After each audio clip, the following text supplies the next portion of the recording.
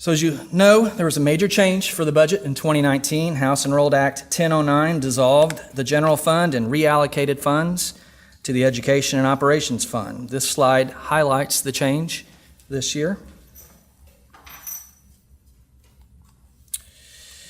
This slide gives a visual to the changes. If you look on the left side under the 2018 funds, those are the funds that we currently operate under. As you look to the 2019 funds,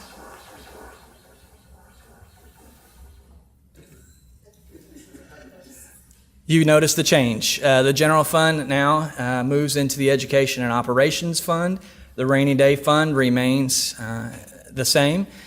You notice the capital projects, transportation operating, bus replacement, Art Institute, and Historical Society now move into the Operations Fund, and the debt service funds remain unchanged.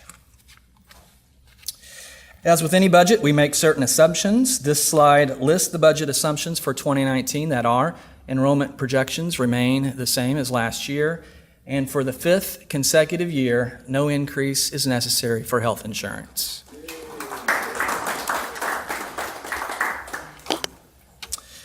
We'll now take a look at revenue for the basic tuition support, which is receipted into the Education Fund, and the necessary amount will be transferred to the Operations Fund.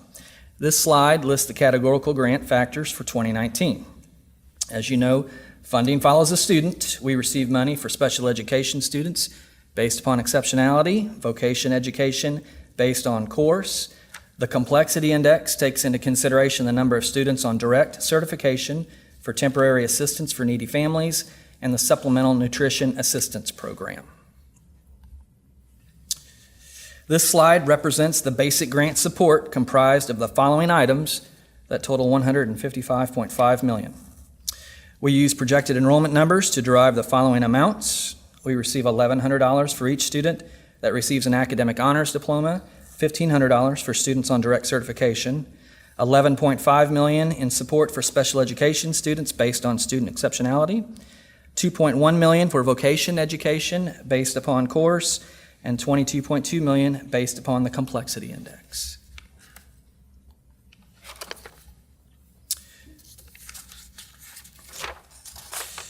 This slide shows the old general fund and new education funds, state and local revenue sources of $13.6 million.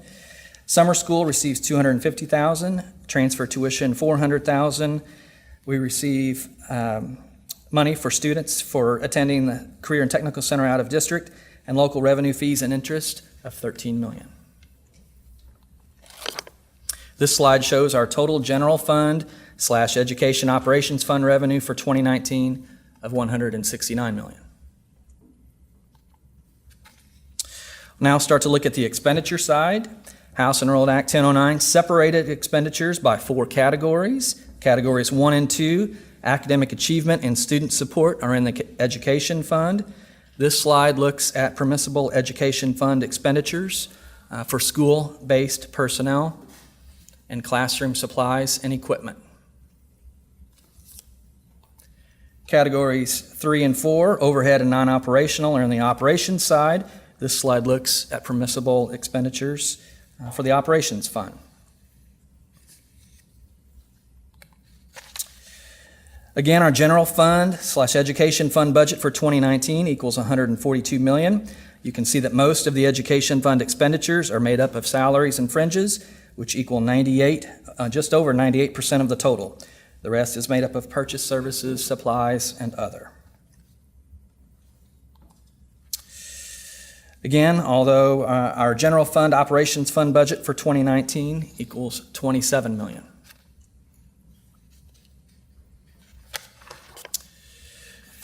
We anticipate starting the budget with our current balance of $7.3 million in the rainy day fund. We are requesting approval to spend money in the rainy day fund should it be needed. This slide defines the revenue sources for the operations fund, which are property taxes, miscellaneous taxes, which include excise taxes, and the last point is the education fund transfers. Money from our state support will be receipted into the education fund, and necessary transfers to the operations fund will be made from there. This slide looks at the assessed value history for Vanderburgh County. Last year, our assessed value was at $6.9 billion, and we anticipate that number remaining the same.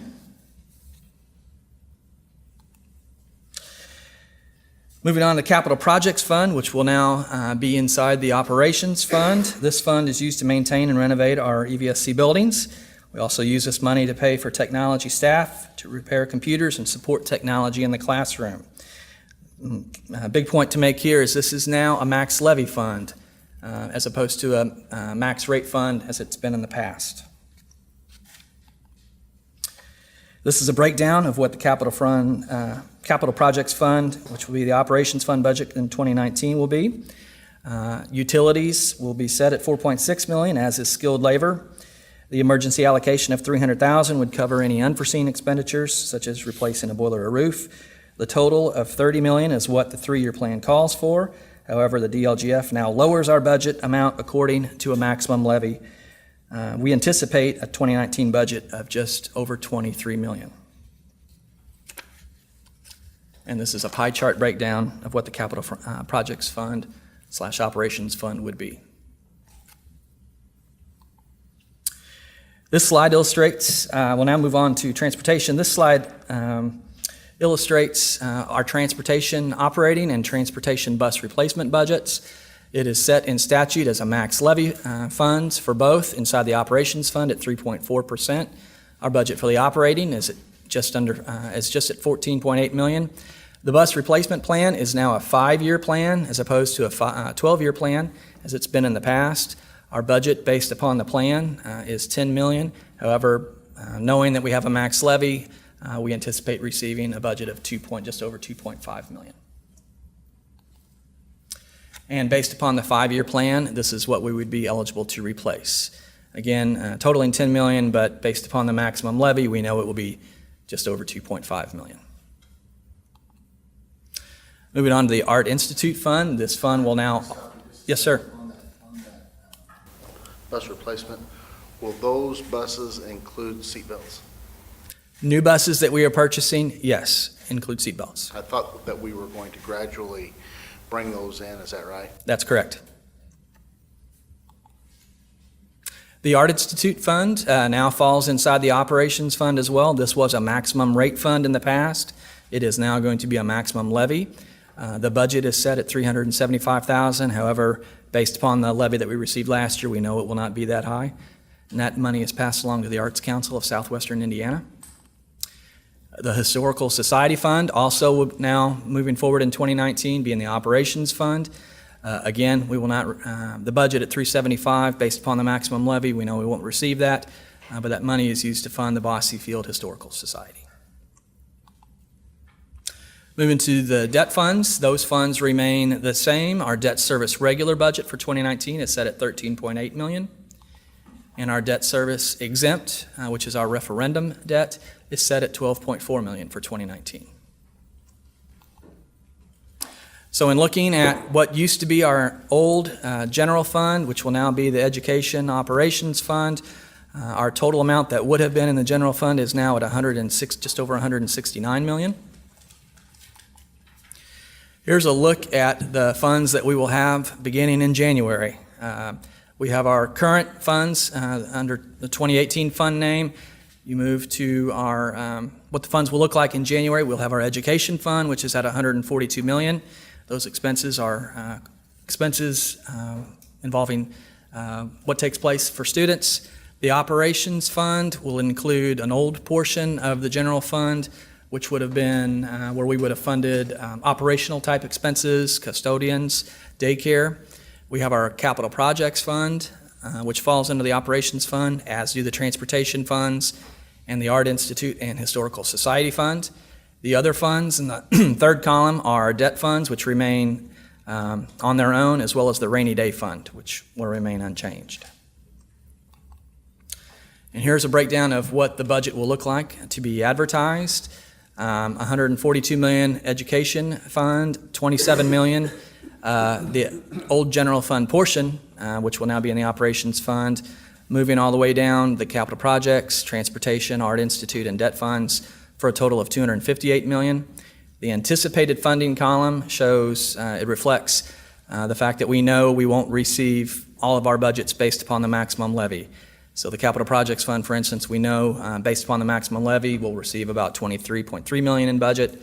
Highlighting the Bus Replacement Fund, we're eligible for $10 million, but knowing again, we'll receive a budget of $2.5 million.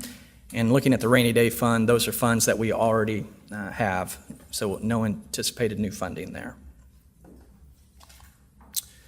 Here's a look at the tax rates for the 5 largest districts in Indiana based upon enrollment. You can see EVSC is maintaining a very favorable tax rate compared to our competitors. Finally, these are the next steps. Tonight was the presentation. We'll return in 2 weeks to ask for permission to advertise, followed by the public hearing on the 10th, and adoption is scheduled for September 24th. Happy to answer any questions that you might have.